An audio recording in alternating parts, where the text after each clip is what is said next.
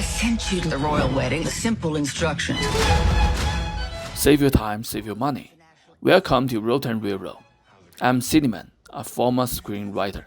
Today we're going to talk about red, white, royal blue.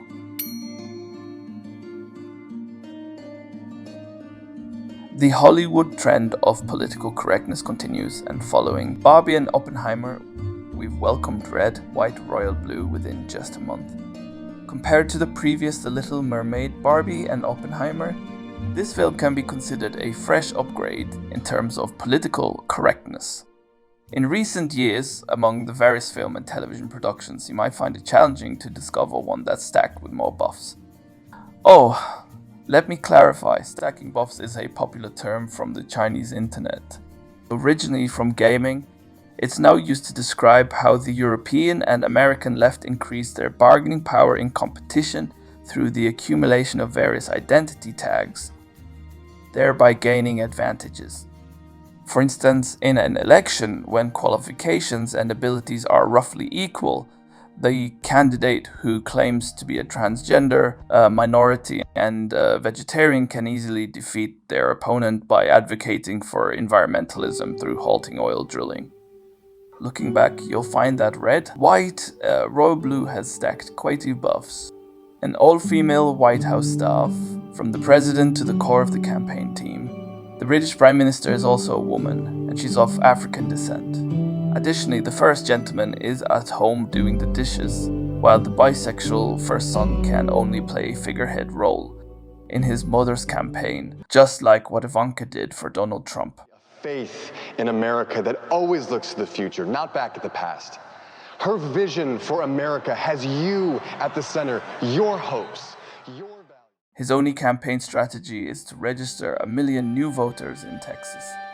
But most importantly, the film's primary antagonist and only villain is His Majesty, the representative of British conservatism. An elderly straight white male who opposes the romance between the First Son and the Prince. Another straight white male, Prince Philip, and the older brother of Prince Henry, also strongly opposes this same-sex relationship.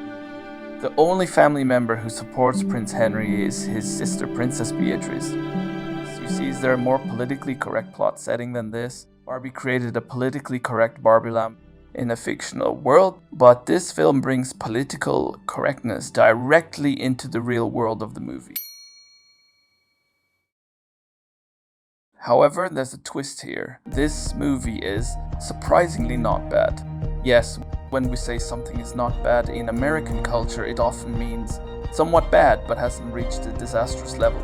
But I'm Chinese, so when I say not bad, I genuinely mean it's quite good, maybe around a 6.5 out of 10. Even though the main storyline of this film follows the Hollywood script production law, seamlessly adhering to every beat in the How to Write a Screenplay textbook. This formulaic plot still manages to deliver a reasonably enjoyable experience. At the very least, the male leads are eye-catching. The performances are not awkward, and they manage to take the audience into the protagonist's inner world, although not that deep. Some of the lines about political opponents are sharp and interesting. And I once saw Mitch McConnell eating a banana. At the very least, from the audience's perspective, it's much better than the long, dull, and overly sentimental Oppenheimer and the preachy and cringeworthy Barbie. Of course, as a same-sex romance film, it can't be compared to the greats like Farewell, My Concubine, Brokeback Mountain, or even Fingersmith. However, by the standards of a gay romantic comedy, it's quite good, especially in the realm of politically correct misfilms in recent years, if there is such a film category.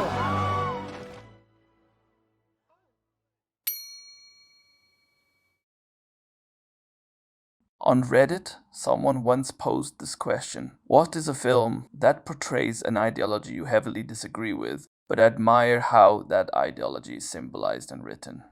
In the comments, many people listed numerous examples of films they considered I completely disagree with its political leanings, but I have to admit it's a good movie artistically. The most mentioned examples include Forrest Gump, First Blood, Rocky, Unforgiven, The Dark Knight, and even the Top Gun series, often considered a pure example of American military's chauvinistic propaganda. Interestingly, the majority of these films are considered to have right-wing conservative tendencies, and very few acknowledged left-leaning films were mentioned. That's the crux of the matter in recent years. Amidst the flood of politically correct films, the proportion of true masterpieces is quite low. The only exception I can think of is Don't Look Up from 2021. The Little Mermaid, despite its overwhelmingly negative reviews, speaks for itself. More recent examples are the overrated Barbie and Oppenheimer. Even the initially well-received Marvel movies has turned into a series of flops after undergoing massive political correctness. So, does political correctness affect the quality of a movie? In my judgment, yes. While technically speaking, there's a possibility of creating grey works of art regardless of political leanings. The probability of political correctness ruining a movie might be higher. The reason isn't too complicated. It's because once a movie is politically correct, it naturally occupies the moral high ground. When you want to purely analyze and criticize it from one artistic perspective, you encounter a lot of political resistance. For instance, if you say that Barbie is hard to watch, you'll face a lot of criticism, and most of these critics won't engage in a technical discussion about the movie itself. Instead, they'll label you as sex or discriminatory. When such criticism becomes overwhelming, you're left with no choice but to stay silent. The ultimate result is that when you wear the crown of political correctness, you automatically gain immunity from criticism. Over time, do you think directors and writers will put in the effort to write good dialogue or come up with interesting plot points? And this, very likely, is one of the reasons why Hollywood movies have seemed so dull and mediocre in recent years. If making a movie like Barbie can already secure the box office crown, why bother going the extra mile to craft a great film? Don't you agree? Think about it in recent years. Can you name any American movie or TV show that can be considered great? The ones that come to my mind are from 5 years ago, like 3 Billboards Outside Ebbing, Missouri, and the first 7 seasons of Game of Thrones. But these 2 works seem to have nothing to do with political correctness. In comparison, doesn't She-Hulk appear so boring that you can't even get through a single episode? It's precisely for this reason that I give this film Red, White, Royal Blue a positive review. While it's not perfect, it at least shows me the sincerity of the creators. Despite being politically correct, they are still putting effort into making the film. Perhaps this is the correct path for political correct. Not too long ago, I saw a review on YouTube about Kill Bill, where the video creator referred to it as the best feminist film in America. In response, several comments in the comment section said something along these lines. No, I think the best feminist film in the world is a Barbie. Tell Quentin that old straight guy to get lost.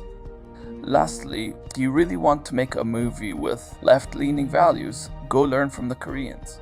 After all, The Attorney and Parasite are considered great films in cinematic history, not because of political correctness, but because they are genuinely captivating. That's all for today.